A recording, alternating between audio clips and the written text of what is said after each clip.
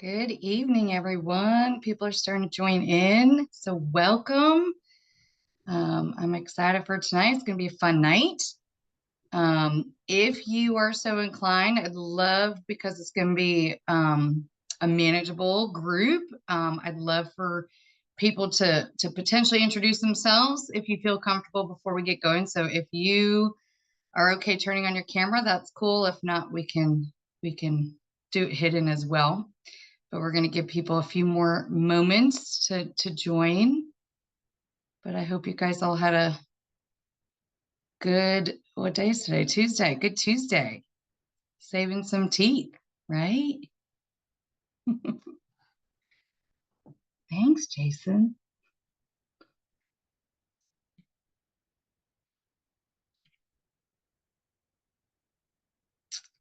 And I'm excited to hear where all of you are doing your residency and what year you're in and all that good stuff.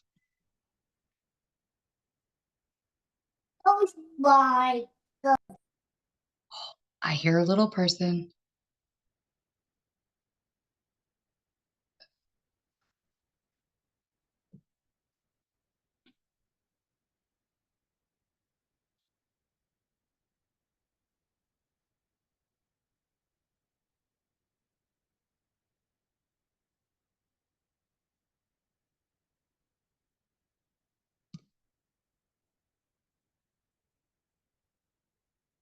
Hey, see, good evening. How are you? Hopefully good. There he is, a brave soul. Turning on the cam. Not so brave. There we go. I couldn't unmute, but there we go. How are you, sir? Doing well. How are you? I'm well. I'm well. Happy to see you.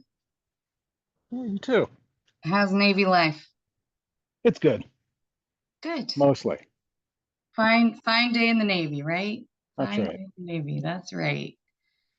So I had served in the Navy too. So Wow. that was many years ago, wasn't it, sir? Not that long ago. I mean, it feels like a long time Yeah. ago now. Yeah. All right. Everyone's joining in. I hope people are going to be brave with us potentially.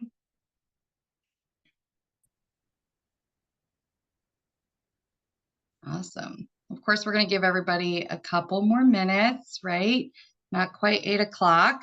So we'll give everybody the opportunity to get in and situated before we start. Hi, Mark. How are you? Hello. How are you? Good. It's good to put a face to a name. Yeah, absolutely. Good to see you. Good to see you as well. How's life? It's busy, Yeah. but it's going well. Yeah. Good. Georgia's pretty hot right about now. Yes. Oh my goodness, the heat is crazy. Yeah.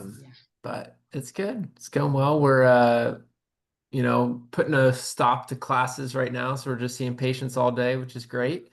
That's And great. we just switched over to being second years, so now all eyes are on Sweet. us. Sweet. Yeah. It's a fun transition to make. I like it. Well, very good. I do want to give another minute. It's not quite 8, and there were a couple more, I think, planning to join. Um, how I envision this tonight is really, I want it to be something that is helpful and useful to all of you. So I do have a little presentation put together, but I'm happy to kind of elaborate on something, answering questions. And of course, this is just my perspective. So it is not the perspective, but a perspective that I'm happy to share. So I do want it to be, useful to everybody, and everyone's time is precious. So if you do have questions or anything, I would love anyone to join in.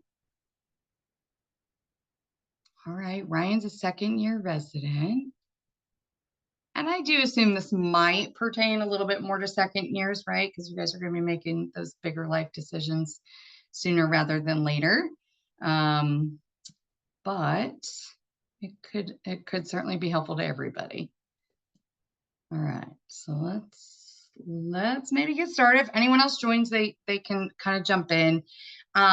So introduce myself. I'm Monica Estes. I am the very proud owner of Innovative Endodontics. So I currently have three practice locations in South Carolina. And I don't know that that was always the plan or the intention. I didn't even know that I potentially wanted to own, but it kind of was one of those things that found me. I had been in the Navy for 5 years on a Navy scholarship, and then got out and did endo residency at the Medical University of South Carolina. And we had moved 4 times in 5 years, one of the joys of the Navy. And so we wanted to set some roots down, and there weren't any associating opportunities in Charleston. It's a relatively small market. And so I kind of, was either going to have to move to go to a different associating position, or I was going to start my own, which is what I did. So I launched my practice right out of residency, which I think is all sorts of crazy. But I learned a lot and have come a long way. And now we have 3 locations, and we get to save teeth every day, which is pretty fantastic. So because we're a smaller group, I would love if anyone feels comfortable, just a super brief intro, name, where where your residency is, what year, or where you practice, just so we can kind of get to know each other a little bit. If people prefer to do the chat, I can also announce for you. But Mark, since you're right there, why don't you get us going? Yeah, hello everybody. I'm Mark Harris. I'm currently a second year in Augusta, Georgia at the Dental College of Georgia. I did 4 years in the Air Force, so similar with the military experience. And I did my dental school at University of Maryland. Love it. Sir Walker, since you're there. All right, sure. So I'm C. Walker. I am still in the Navy. I'm a program director for the endo program at the Naval Postgraduate Dental School. I know this is geared towards residents, but I'm taking all I can get, and thought it was a good opportunity to hear what you had to say, Monica. So I appreciate Absolutely. the invitation, and hopefully some more of our folks join in. Yeah, love it. Perfect. Jason. Hi, Hi.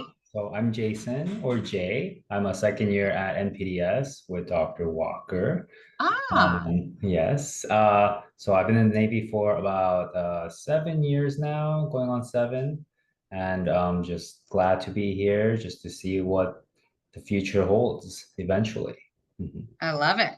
Yeah, you can never start getting the knowledge early. I love that. Absolutely. Perfect. Joe, you're next in my view. Hey, yeah, can you guys hear me? Mm-hmm. Okay, cool. Yeah, I'm Joe. I'm a first year resident at with Mark at the Dental College of Georgia. I also did 4 years in the Air Force. Oh, But yeah, I did my dental school at UNC, and now I'm just trying to soak up as much knowledge as possible. I love it. You didn't want to do a 3-year program at No. UNC? Sorry. I know it's a tough sell when you don't have to do 3, but hey, what are you going to do? I'm sure it's a fantastic education, right? All right. Ryan is a second year resident. I don't know if he wants to join or tell me where. Either way, we're happy to have Ryan. And then Timothy. Hi, I'm Timothy. I'm also a resident at the Dental College of Georgia. I'm a second year in the same Awesome. class as Mark. I'm on baby duty though, so I'm just gonna stay on. You don't want to see everything that's going on here, so Hey, been there, done that. I love I it. did 7 years in the Air Force and before coming back to school. So Wow. So this is like a very strong military representation, which is fantastic. And someone's waiting on me. So let me let another Ryan in. Hi, Ryan. Welcome. Hi. Sorry, I don't know why it's all right. Sorry. So yeah, my name is Ryan. I actually also did Navy for 4 years, got out, and now I'm in second year resident in Nebraska here. Oh, awesome. Okay. Maybe it was the same Ryan. All right, cool. Well, happy to have you all. Please don't feel as though you have to stay on camera. I know it's like everyone's downtime, so that's cool too. I did want to just kind of give a tiny bit of background as to why I'm investing energy into doing this is because we know in residency, it's just very, very clinically focused, which of course it should be, right? We are there to become fantastic clinicians. But I think just like dental school, most residencies are pretty poor on the business aspect of dentistry. And, there's so much that we kind of leave, we're thinking about MB2s and files and irrigation and, all of that. But I think that there's an enormous disconnect between making the best business decisions, whether you're owning a company or working for a company, being a part of something. That greatly impacts your life. And these concepts and understanding, what questions you should be asking are going to be the types of questions that are going to impact what practice you join, how much money you're going to make, and all of those things. And so knowing what I know now, I look back and I say, I wish somebody in residency had talked to us about this more than like 1 hour, right? Like one single session about something. And so I just kind of, I talked to a fair amount of graduating endodontists, and I just kind of felt compelled to maybe share a little bit of knowledge, start some conversations, and try and help people, go into conversations with their next potential employer and have them be educated decisions. So that's kind of the background of how this came about. And my thought is, I know this topic is probably the most, sought after topic that everybody wants to talk about.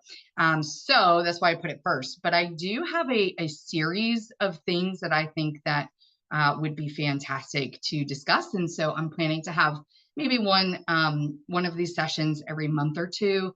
And so I'd love to have you back if you enjoyed it. We have Dr. Alexander here. Welcome, welcome, welcome. So I am going to go ahead and share my screen. I put together a short presentation just to kind of make sure I hit the talking points. But again, this is for your benefit. And so if there is something that you want to stop and ask, I will do my best to pay attention. If I miss questions on the side, forgive me, as I got a lot of little screens open here. All right, so I'm hopeful that everyone can see that. Is that correct? Can somebody Yep, see we it? can see it. Yeah. Okay, cool. Thank you. All right. So let me know if I cut out or anything like that. But we are going to talk about the questions to ask before joining an endo practice. So, we're going to do a webinar series. Like I said, I know I labeled it for residents, but see, I'm happy you're here. And it's really for anyone who is interested. So please feel free to share an invite. I invited as many kind of contacts that I could locate, but there are probably plenty of people that I didn't have direct contact with. So please feel free to share. So if it will move forward, here it goes. So money matters, right? So let's have a conversation about compensation. So what should the conversation about compensation be? And we're going to talk about some really important distinguishing factors. And so we're going to talk about production, collection, benefits, and all of that, because that should be, every single one of those things should be considered when you're joining a practice. So associate doctor compensation, I remember being in residency and everybody just said percentage. Oh, what are you making? What's your percentage? 45, 40? Everybody just talked about percentage. And I feel like that's the only thing we could hold on to. Like, that's the only thing that we knew. Like, we kind of had an idea that maybe I should be looking for 45 or 40 or whatever it is. And I will tell you, regionally across the United States, there are probably different going rates compared to others. But there's a lot of factors that impact that.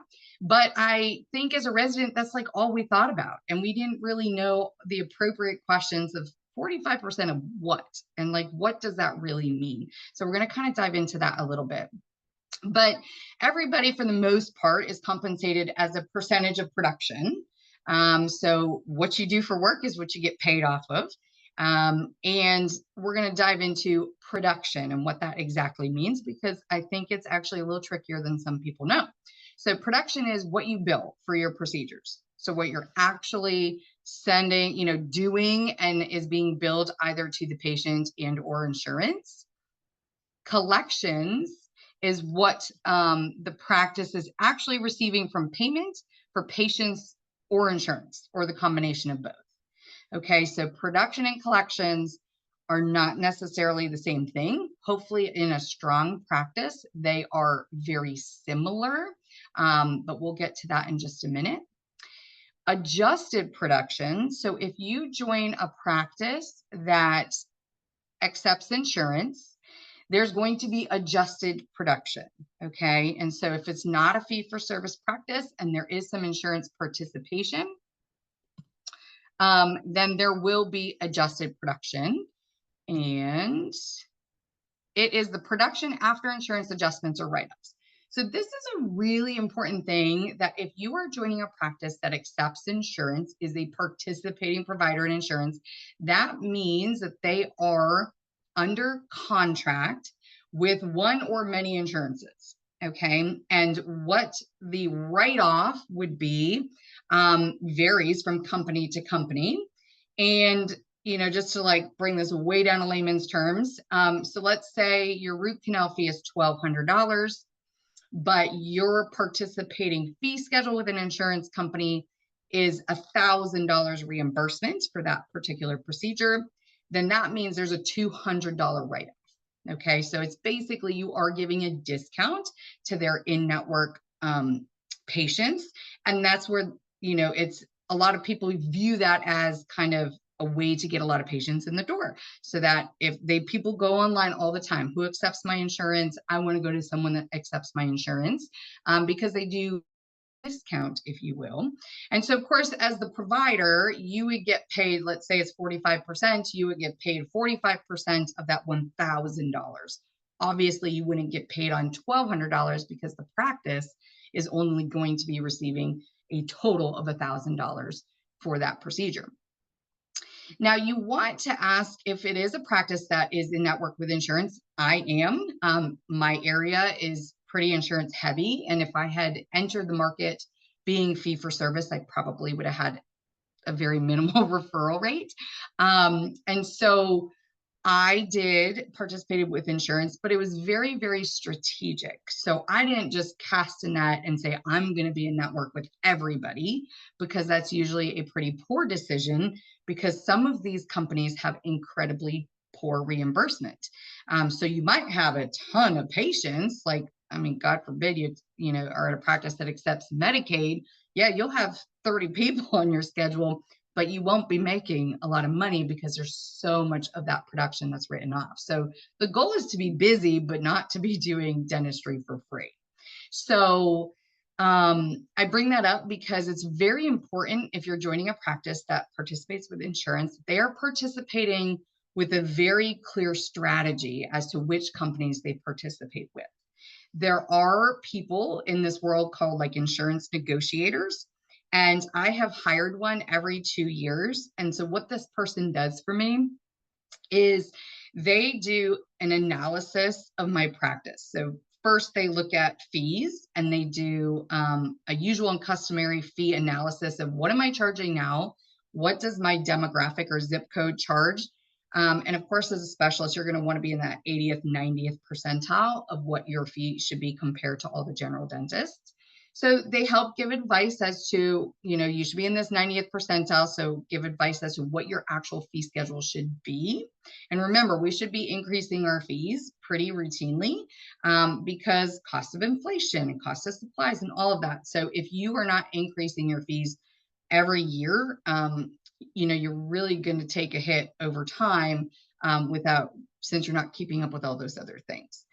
So the insurance negotiator then, so we've set fee schedules, then she goes to these companies and she negotiates on my behalf, because let's face it, I am in teeth all day. I am doing root canals. I am not able to, spend hours on the phone with insurance companies and negotiating. So she does that for me. And so she goes to them with my fee schedule, and they usually take like your top 15 codes. And she goes to the insurance, and she goes to bat for me, and she says, well, we really want you to meet 93% of the fee schedule. And then they come back and they, okay, well, we'll meet 82. And then she goes back, and literally it comes to a point where they give us the final best offer. Now, not every insurance plays this way. Like Delta Dental doesn't negotiate at all. They have a very standard fee schedule for everybody. And MetLife, for the most part, doesn't. But for the most part, a lot of these companies do that, and it's very commonplace. So a lot of dentists don't know that, and they just, say, okay, I want to be a part of Cigna, and they sign on the line with whatever Cigna presents to them. And it's a big negotiation process, and you shouldn't feel shy or weird about negotiating. You can do it yourself, of course, or you can hire someone to do it for a very reasonable fee. Because again, we want to be busy, but we don't want to be just doing root canals for half price. Like, that's not the point. So if you're going to participate with a company, if you're going to be a part of a practice that uses insurance, a very good question to ask is, who do you participate with? What percentage of do they meet of your fee schedule? So meaning, what percentage of a write-off would I expect with these companies? And they should know those numbers. And if they don't know those numbers, they should certainly be able to research those numbers and give you that information, because it matters, right? Like, you might have a full schedule, but if you're doing root canals for half price, like, you should be doing half the number of root canals and making just as much money. So you should know that number. The doctor should be able to tell you how often do they raise their fees, how often do they renegotiate their fee schedules. So insurance, I know sometimes people are like, oh, fee for service is the dream, and maybe it is. But in a lot of demographics, insurance participation is something that a lot of people feel as though they have to do, but they can do it very intelligently. And so making sure you're asking about who do they participate with, what is the write-off percentage? I think those are really important questions to ask, because if you're getting paid on adjusted production, that really matters. Okay, so insurance participation, we just talked about that. Who are you in network with? And what is the collections rate of the practice? So this is a really important number and percentage, especially if you're getting paid off of production. So if you present, if a practice says, we really want you to join the team, they're either going to give you a contract that is going to have a percentage of production or a percentage of collection. Of course, the practice would pay you less money if it's percentage of collections, because if the practice doesn't get paid, then you don't get paid. Okay. So you would want to join a practice that has a really strong collections rate. So meaning, what percentage do you collect? And it should be high, like 97, 98, 99%. Because if it's low, then you're not getting paid on stuff that you've done. And, the frustration about collections is that you as the provider have done the work, you've done the root canal, and then you're at, kind of the mercy of their billing department, whether that's in-house or out or whatever, but that person has to, go after and collect the money. And if, say, somebody maxes their benefits or something like that, then you've already done the root canal, and you're not getting paid unless the practice gets paid. And you are obviously not going to be in the billing department. So that's, a little bit more frustrating for providers. Also, if you're going to get paid on collections, there should certainly be a clause in your contract for how long after you leave the practice do you have access to your collections. So, it does take time to collect money from insurances as well as patients. And so your contract should have a very clear term of, is it 90 days after you leave that you still collect on monies brought into the practice? Is it 120 days? What is that rate? Because collections does take time. Sometimes claims have to be resubmitted to insurance, so, there is a lag or delay. And so if it's a practice that's paying you based off of collections, you really need to know if and when you exit the practice, whether it's voluntary or involuntary, how long do you have to get the money that you've already produced, basically. Production is far easier in that you get paid every, whatever pay period is, and it's on the work that's already been done. And, it's not your problem, if you will, if the practice collects the money or not, because you got paid on it. So certainly a much cleaner kind of thing to follow and track, because monitoring your collections and how much did they make or collect, it's a little bit stressful, and maybe it doesn't need to be. So in my practice, we do production. I think it is certainly much simpler, but then the risk is on me, right? So if you do the root canal, I pay you, and if for some reason there's an issue and we don't get paid, then the practice doesn't get paid. So certainly pros and cons for both the owner and the associate in both of those situations. All right, so some people might be offered a daily rate. So a daily rate is like super simple, a minimum daily earnings. So like say it's $1,500 a day, and it can vary across the board. So sometimes these are written into contracts, and they're like, okay, so minimum daily rate, no matter what happens, no matter how the schedule looks or how many root canals you complete, you're going to make at least $1,500 for the day. A lot of time, this can be written in a bunch of different ways. It could be like minimum daily rate is your bare minimum. But if your production exceeds it, then you get paid off of that production for the day. Or it could be, well, we want you for the first 3 months or 6 months at the practice to be making a daily rate. And then after that initial time period, then we'll start to pay you on productions or collections. So if they're relying heavily on a daily rate, I know, kind of it feels like, okay, well, it feels good to know that I'm going to make a certain amount of money. But, my associates will blow a daily rate out of the water. So meaning if they want you to commit to 3 or 6 months of a daily rate, they're probably going to make a whole lot more money off of you in that time period. And so I'd be just a little bit cautious or careful. I've never really had a conversation with an associate that's super interested in a daily rate, but it's certainly something that's out there. I think it's more common for general dentists, that they really want to just make sure they're making a certain amount of money. Obviously, as a specialist, our daily rate would be much higher than a general dentist's daily rate, but just be very careful about how that might be written in a contract, because you could be missing out on a lot of earnings, honestly, if you're committed to just that, if it's not an and or situation. If it's a minimum daily rate or your greater value of production, then there's not a big risk in that, but be careful about how that's written. Okay, we're doing great. So I think a really, really, really big important thing to know in terms of joining a practice is, what is your anticipated schedule going to be, and how are cases assigned?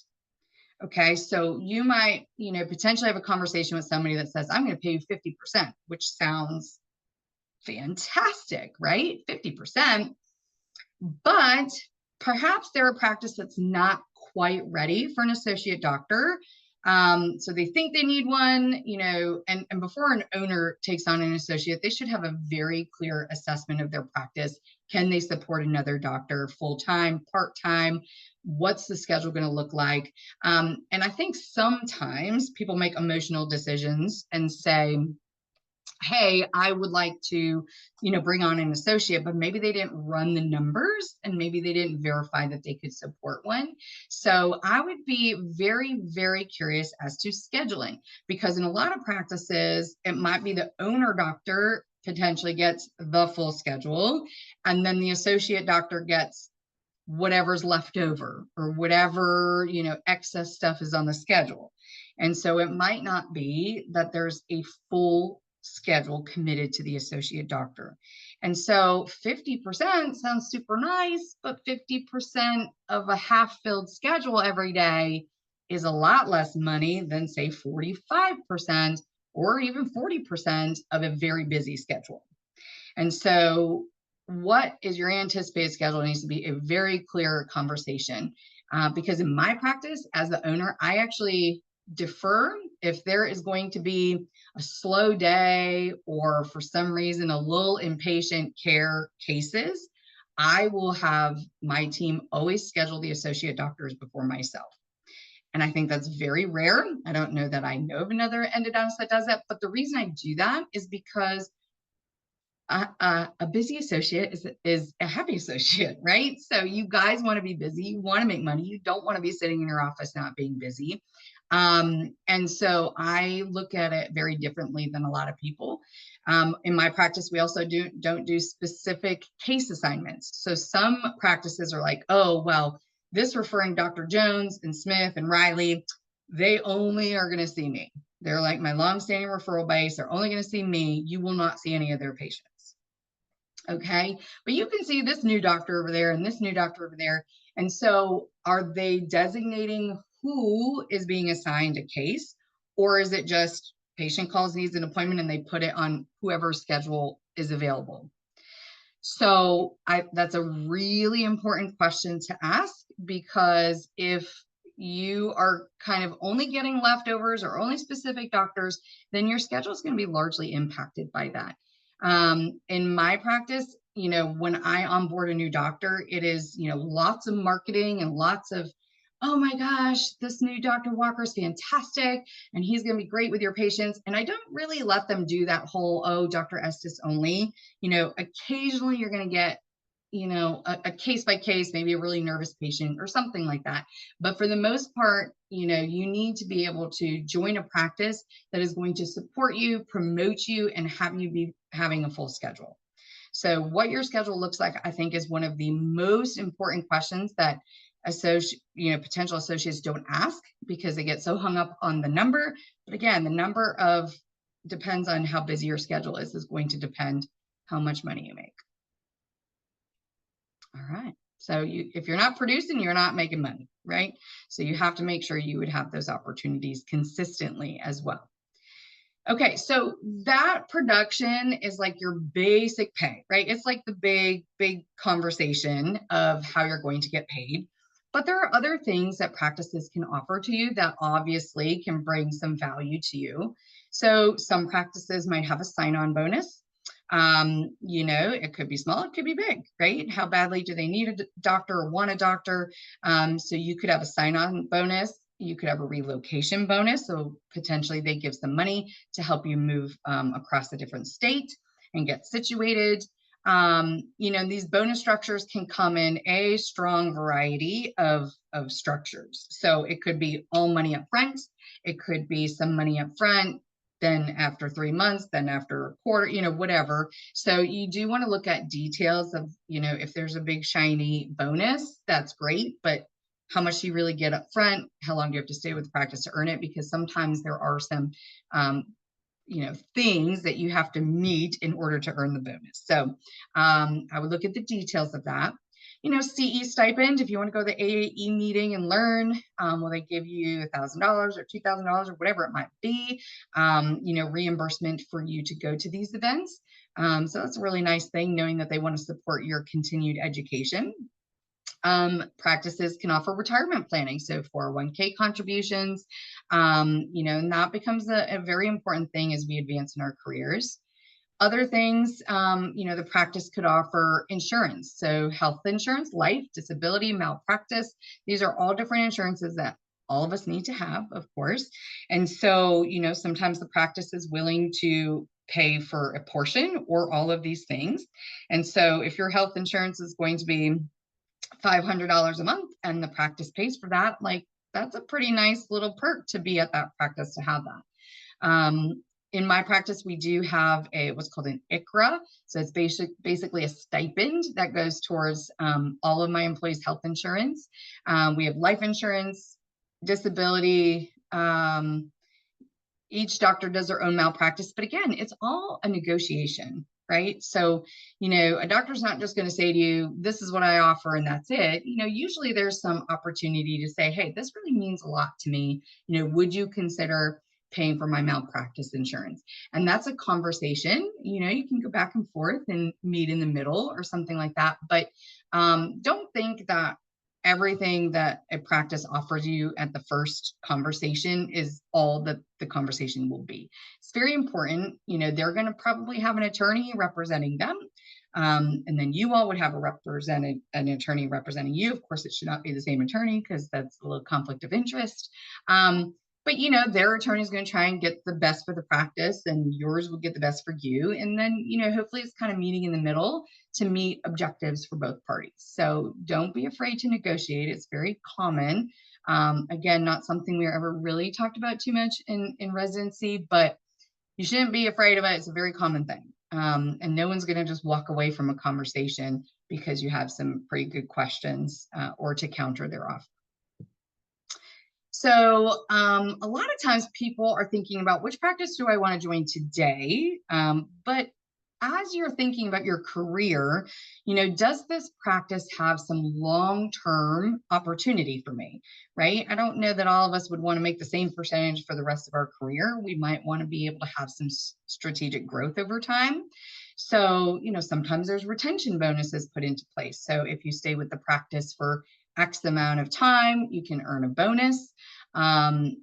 You know, there can be tiered compensation based off of production. So that's a pretty cool thing. So as your efficiency increases out of residency, you start to get more confident, get to do more cases per day, then maybe your compensation can be tiered based off of how much you can do. So the more you can do, the more money you can make. And in my practice, we do offer that because it incentivizes you, right? So if there's a hole in the schedule, like let's get another one in there because that could take you to a different production tier, which is really cool. Deferred compensation is a much more advanced concept, which most people probably never heard of before. But, you know, say you have a really fantastic doctor and I have a fantastic doctor and I want him to stay with me long term. You know, what am I going to do to incentivize, aside from production, to get that doctor to stay with me? So this can come in a lot of different shapes and forms of how they structure this. But for instance, maybe the deferred compensation is, well, if you stay with me over the next 10 years, I will, at that 10-year mark, I will issue you basically a payment for $500,000. So meaning I'm putting aside $50,000 a year toward this deferred compensation. And if that employee fulfills that term and whatever it might be, but say a 10-year term, and at that 10 years, they would get that $500,000 compensation on top of obviously their production annually. So just something to think about of if you're staying with a practice long-term, like what can I get as I advance in my career or progress in my career? And deferred compensation is something that should be kind of considered or talked about as you get into those further stages. And then maybe as a conversation about future ownership, if that's of interest to you. Can you, you know, buy into the practice, whether it's the full practice if there's multiple locations, or maybe you get some ownership in a satellite office. Obviously, this can be structured in many, many different ways. But if that's really important to you, that's a good question to ask. I will say my quick comment on ownership is that I think that a lot of times we're told that ownership is like the ultimate goal. I feel like there's a little, I don't know, stigma or something about that everybody should want to own. And truly, ownership is not for everybody. You know, my associates live a really good life of making great money, and they go home and they spend time with their family, and that's it. They just do root canals, make a lot of money, and go home. I do everything else, right? So I'm the one who's awake at 2 a.m. thinking about this team member or having to fire somebody or like all those really, really hard decisions. And so ownership is not always the thing that everybody should strive for. It's very stressful. And so you have to like know thyself. Is that something you're interested in? Because it is a whole different layer of stress and involvement in the practice. It's not just doing root canals. It's all the other stuff of people management for the most part that is very challenging. And they don't teach us leadership and people management and interviewing skills, like all of that. Like, how do we hire employees? How do we fire employees? Those are some hard lessons to learn in life that we don't get taught in school. So I don't want anyone to leave here thinking like ownership has to be everyone's goal. And I think for most people probably isn't, but I feel like we might have had people tell us we should own at some point. And then in terms of ownership, you know, with a practice that you're just joining, it's really hard to know if you're going to be a fit, right? So, you know, joining or partnering in a practice is a marriage. It's just a business marriage. So just like you gave a whole lot of thought and consideration, hopefully, into who you chose to be your spouse, you should have just as much consideration, if not more, potentially for your business, because there are lots and lots of practices that if the partnership goes poorly or goes south, it's a huge headache for everybody involved.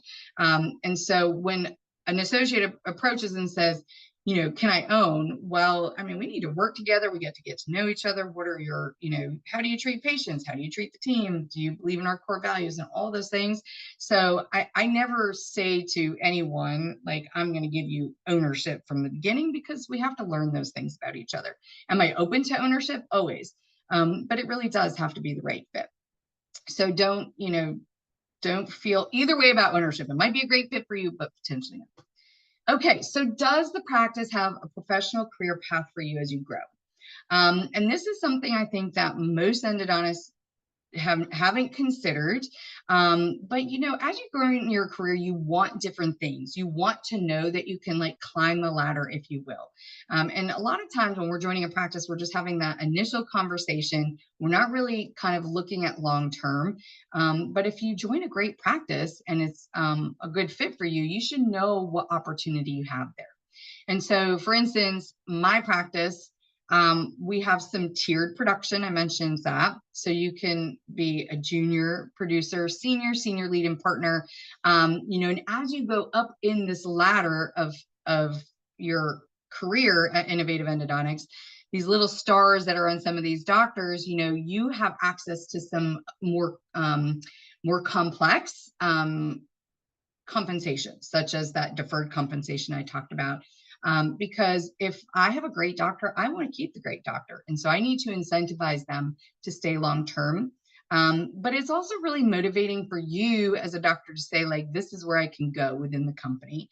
And, you know, some of the corporate companies do really well with this, like Aspen. I know Aspen sometimes gets a bad rap, or some of these other corporate groups. But what they do offer is a very clear pathway, and people like to know where they can achieve and go in a company. And so this is a really great question to ask a potential employer, like, what is a pathway to success here look like for me, whether it's 2 years, 5 years, or 10 years down the road? They should be able to talk to you about that. Okay, so then when we're talking about what is total compensation, it's obviously your base production or collection rate. It's bonuses, benefits, retirement planning, career growth opportunities, all of that. So when you're kind of looking at or calculating, you know, what will my compensation potentially be at this practice, you really need to think about all of these things, because some practices offer very minimal on the other items, and just really are incentivizing people production, but all of those other things really add up as well. So you should be considering all of this when you're thinking about your compensation package. So it's the totality of these items.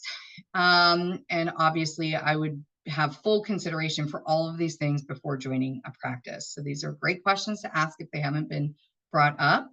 And then, you know, when you're talking with a doctor or practice, these questions should be very clear. The doctor should be able to tell you these things, and it shouldn't be wishy-washy. They should be very willing to put it in writing to you. You know, so you shouldn't feel as though these questions aren't being answered, because they're very, very important.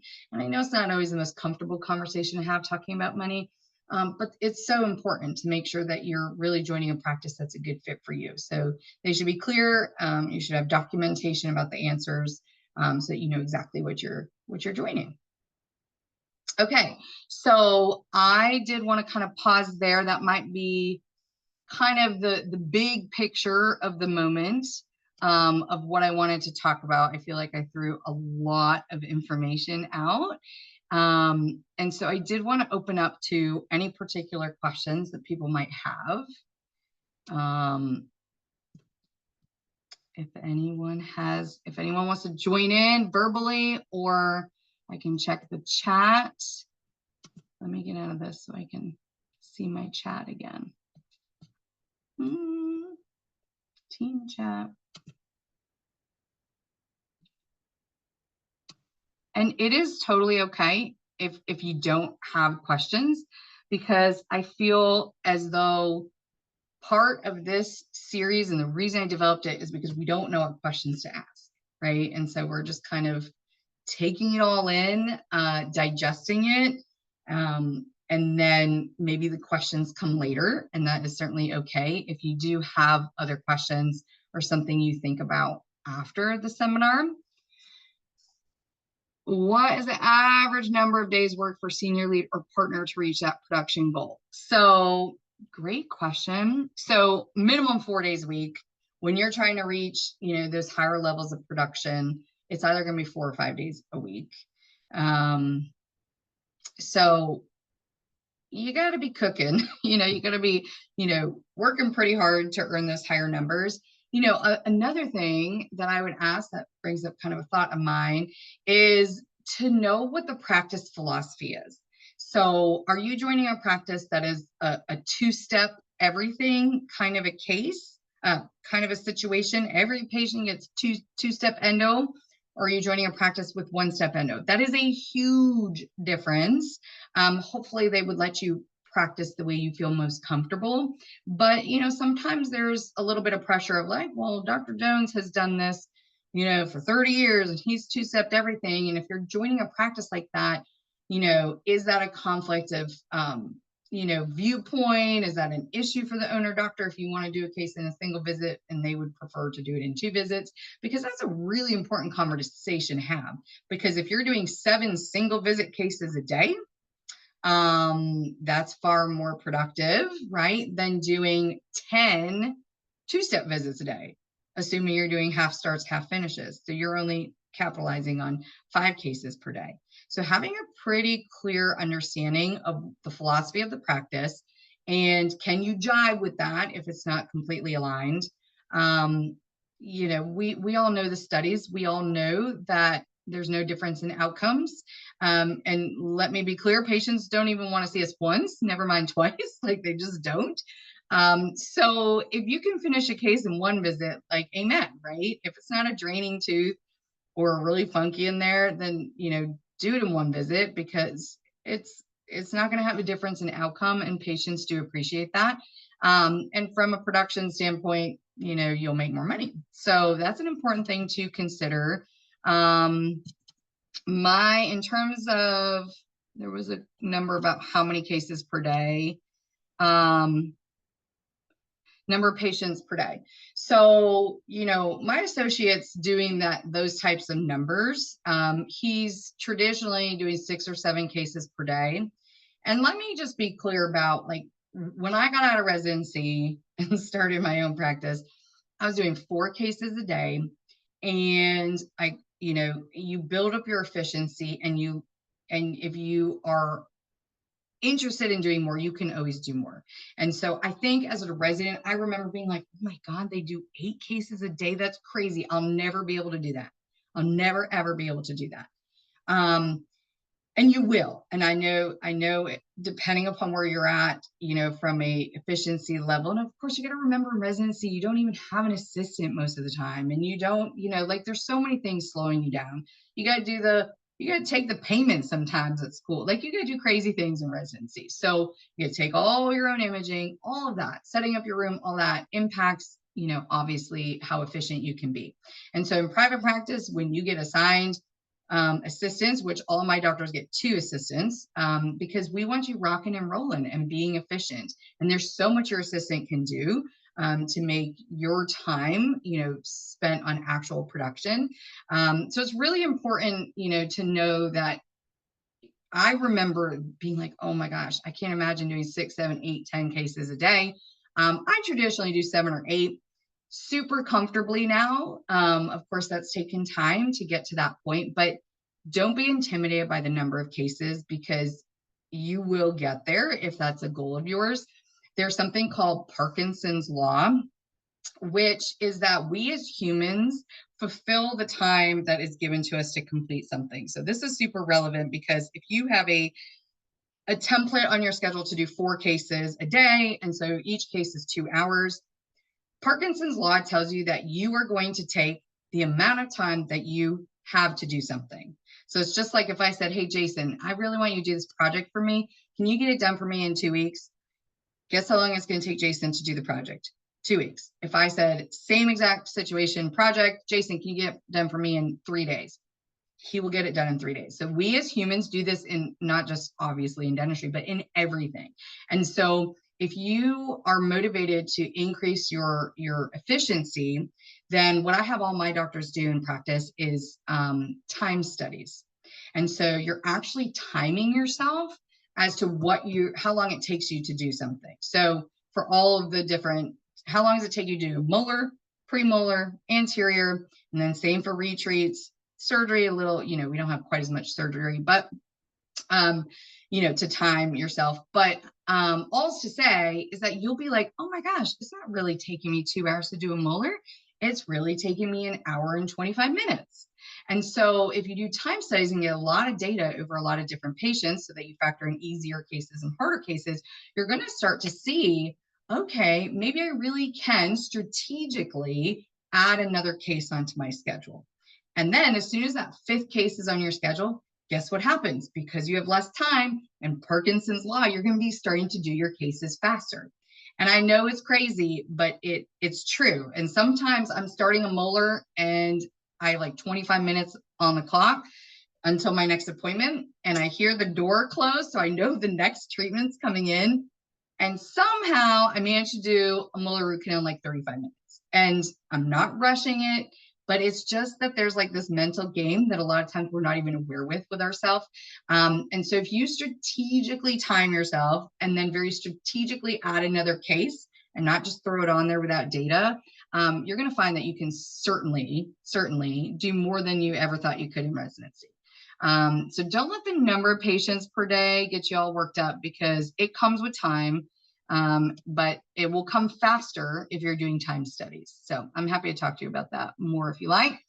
Could you please talk about corporate offices that hire satellite endodontists who visit a different office each day? Sure. So I'm happy to talk about that. I don't have any personal experience with this. These corporate entities sure do make it very appealing in a lot of ways, and having talked to them before, in that they show up, they have a full schedule, and they can make decent money. The challenges with these offices is typically, from what I have heard from colleagues that have done this in the past, number one, the offices either don't have a microscope, probably not, or you have it in the trunk of your car or van or whatever you have. I had a friend who literally put it in her car every single day, and wherever she went had to unload it and bring it into the office. Obviously it was a rolling stand. So that's, for me, if you asked me to do a root canal today without a microscope, I would probably be hands down like, no, it's just not going to happen, because I do everything with a microscope, and so I'm so reliant on it. So that would be a very good question to inquire about with these kind of rotating offices is, what do you have for equipment? I know my friend who had done it, not only did she roll in her microscope, she also had this big, huge tackle box of stuff that like her endo stuff that she had to bring everywhere she went. And then she just got whatever assistant was there at each office. So say she went to 10 offices a month, like she got a different assistant assigned to her at each office. She didn't have someone that followed or went with her. So super relevant questions, because if you don't have an assistant that knows you and what you want and your pace and all that, it really does impact your efficiency for sure. And just frustration of, are they, just the frustration of having to train or kind of, no, I don't want a headstrom. That's not a headstrom. Like, all these things that we probably take for granted. Oh, I left someone in the waiting room, y'all. I'm sorry. Oh, Jenna, I'm sorry. Forgive me. I was yip yapping. Sorry. I joined a little late because it was Central Time. So I'm just like confused with the Central Time and Eastern Time. Well, welcome. We're happy to have you. It's okay. It's okay. And I'm happy to go over any other topics at the end with you if you like. So going through, I'm going to go through some more of these questions because these are really good. How do you go about starting a negotiation? is there a proper way? Should we hire an attorney to review the contract and negotiate with us? So I would say that all of this starts with really good conversations. So, you're not going to, have like a one-off phone call with the doctor and be like, look, right? Like that's not enough information, in my opinion. If you're interested in a practice and working with a doctor, there should be, I call it, I hate to like relate it to dating, but I kind of do. Like it's kind of like dating. You get to know each other. And so you have to have multiple conversations, because do you have the same values? Do you look at practice the same way?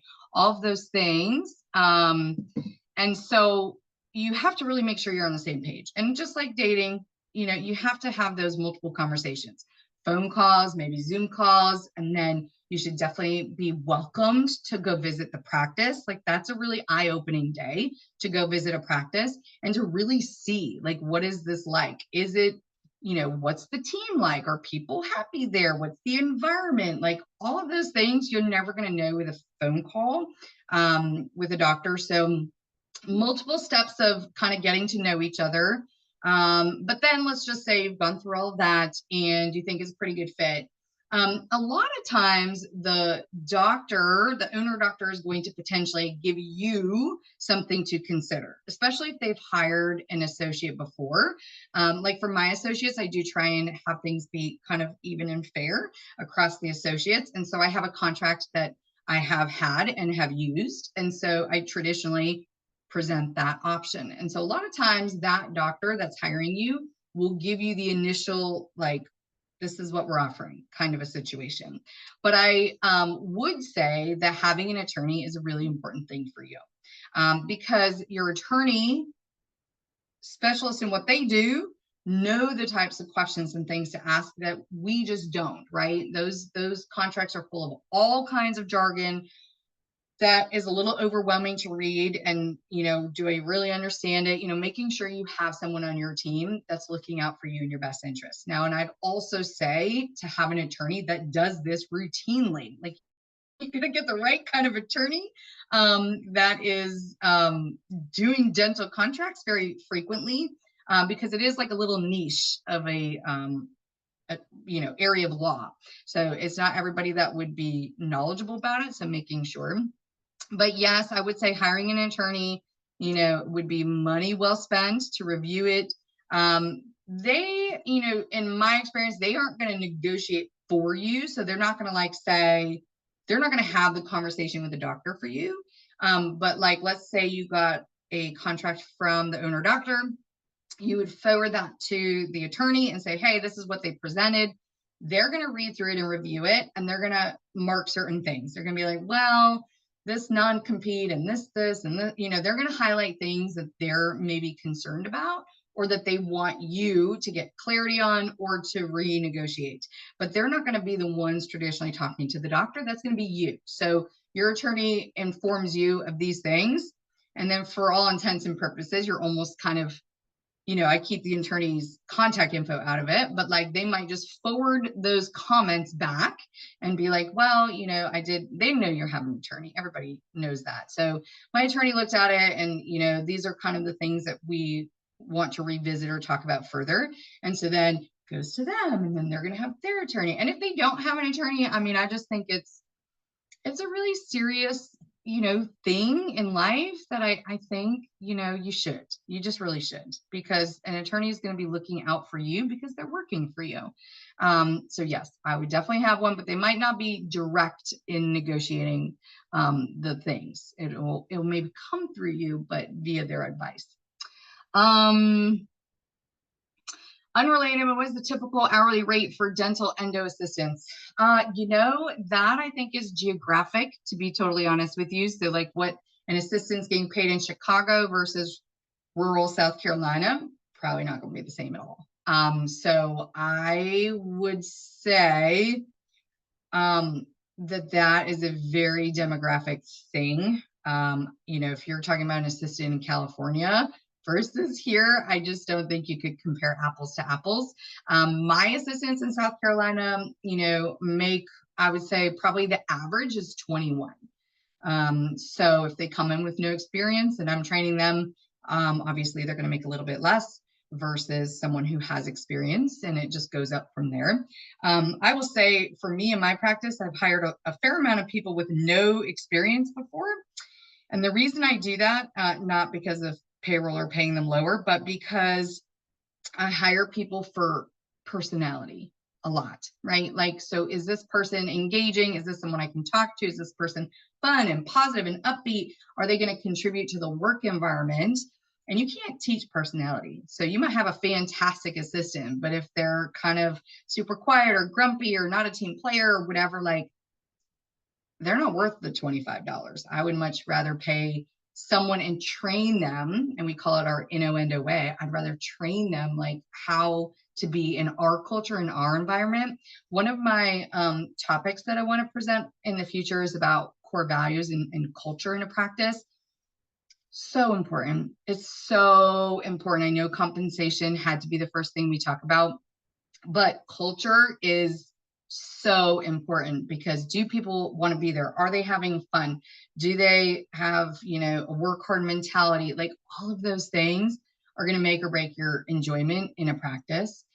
You can learn a lot of those things by visiting a practice and observing, and you should certainly have a doctor that's totally happy for you to chat with your team, right? Like, when I have doctors visit, I might be doing root canals, whatever. I'm like, talk to anybody in the practice you want to talk to, because I have nothing to hide. I want them to hear from everybody about our culture and environment. So if you have any doctor that just wants you with them all the time, or doesn't want you to talk to Susie or whatever, I'd be a little worried about that. And certainly at other associates. So if the practice already has an associate, they should be totally comfortable with you talking to that associate privately, without them involved, to get like, what is it really like to work there? And if they don't feel comfortable or kind of hem and haw about that, maybe a little bit of a red flag, because they should be open to letting you talk to anybody on the team. Let me see. Yeah, so I will definitely, it's being recorded. Thank you, Jessica. I'm happy to share the recording. I am not the most tech savvy person in the world, so I'll have a team member do that. But yeah, I am happy to share that. So, these are really good questions, guys. And I think that as you walk away, you might end up with a few more thoughts and questions. So I am going to share the screen again, because I'll have my email on there. And my contact info. I'm happy to have a conversation with any and all of you. I mean, the goal really is for us to find a practice and find a home that's a good fit for us and our goals. You do need to do a little soul searching of what you're looking for in a practice, like before you start to have these conversations. Because does it matter a lot to you? Is it geography that matters? Is it just pay? You just want to make the most money possible? Is it, what matters to you is going to, determine what practice is a good fit for you. And, we all want our happy place. I think we've all probably known people that started somewhere that it wasn't a good fit for them. So, ask the questions. And someone's jumping in here. What's the earliest a 2026 grad can start making a call or looking for a practice to join? I mean, honestly, I would say there is no too early. I mean, you should probably be in endo residency before you start talking to a doctor. But I talk to first years all the time. 2 years is really like a blink, right? I mean, it really is. It goes by so fast.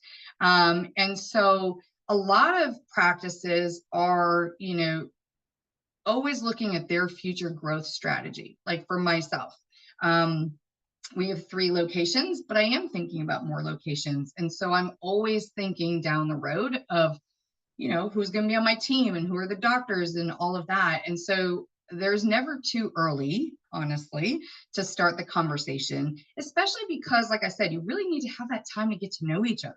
And so you don't want to wait too far into your residency because those doctors might have already hired someone who's graduating that summer. So the earlier, in my opinion, the better. I don't think, especially if you have very specific things, like you want to be in Chicago, you want, I don't know, like very specific parameters that you want to meet, then you want to start having those conversations early, because there might be colleagues or other graduating residents that would be interested in the same position. They're, in my opinion, or everybody seems to be hiring endodontists right now. So you guys are in a great place in that you hopefully have some multiple opportunities to consider. But the answer to that is just like now. Like I would be talking now. A year is not too early. Not too early. Yeah, not too early. Start having these conversations, because it really is a process, right? So all of the kind of get to know each other. And then if you are interested, like attorneys going back and forth and negotiating all that, that is like a slow moving thing. And so attorneys don't get back to you next day. Like it's usually kind of a slow process. And so what if you get all the way down this process and it doesn't work out for whatever reason? Like you don't want to be graduating in 2 months and feel desperate, right? You don't want to just take something. So I would say that there's never too early. I think the people who get a feel and start talking to people in their first year are going to have the opportunity to kind of feel out things more thoroughly and not feel, stressed, right? We all want a job. We want to graduate. We got bills. We want to pay off the loans. So the sooner you have those conversations, then I think you'll feel more comfortable with your decision. And maybe it's, you visit the practice more than once. And, just the more exposure, the more you're going to feel like you made the right decision for you. Any final questions? I'm just hanging because sometimes they come around. Oh, I see him coming.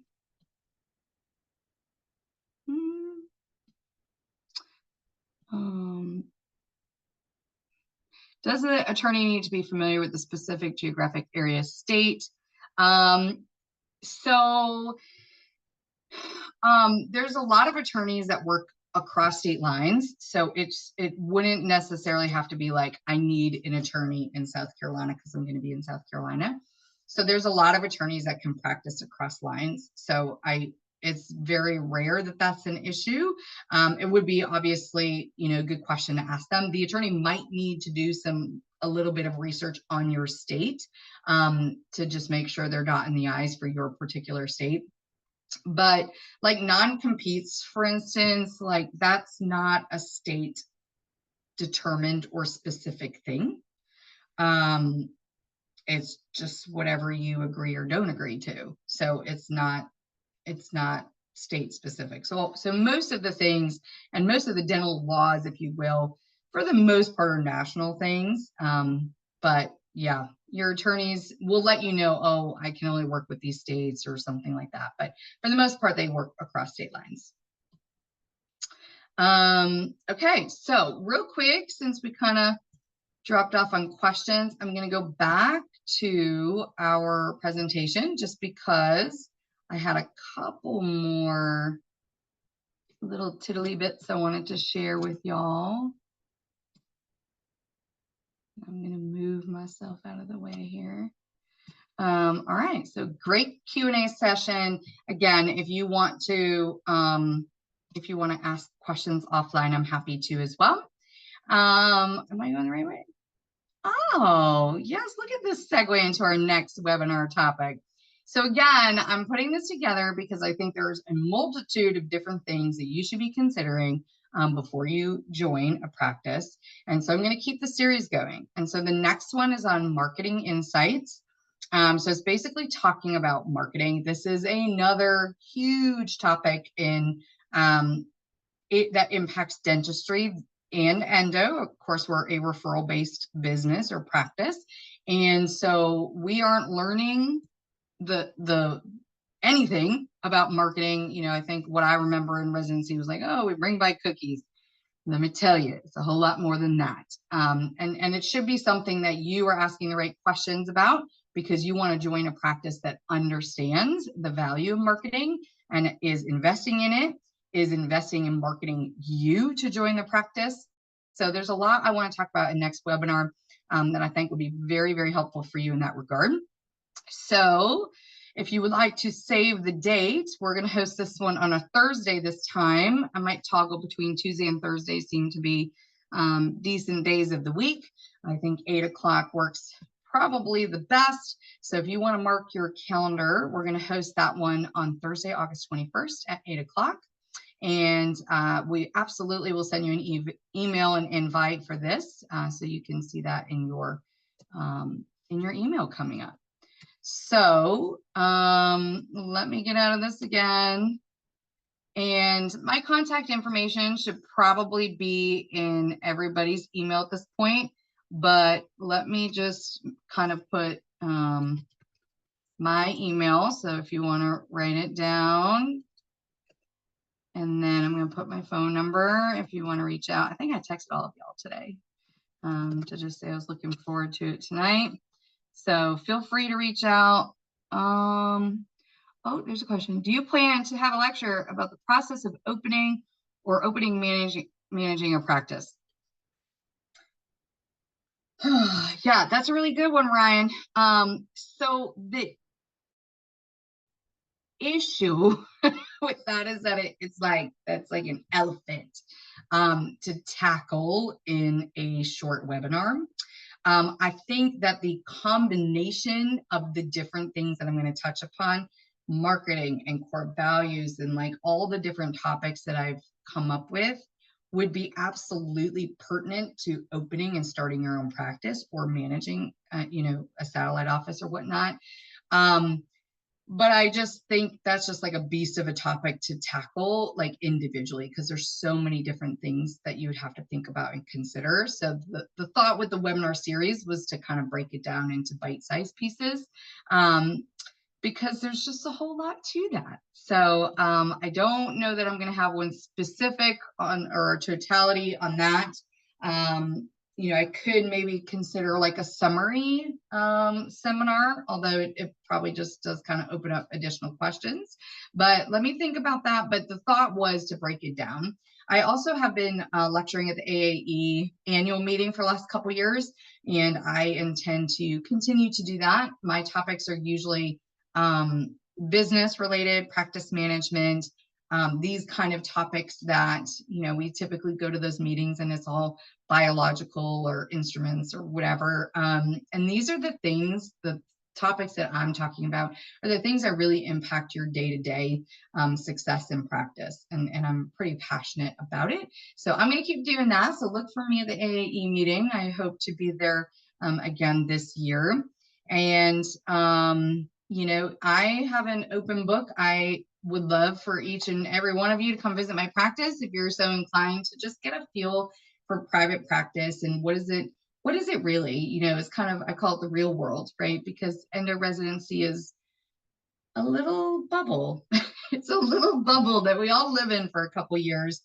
And then the real world is very, very different. And so being able to look and see how do you manage a treatment at the same time as a consult and just the flow of a practice and all of that, it's really eye-opening to see. And so I would, and if it's not my practice, look at whatever, whoever's around, even your residency or your hometown or something like that, to just get a little time in an office, because it's going to make you think of different questions that you might not have had before.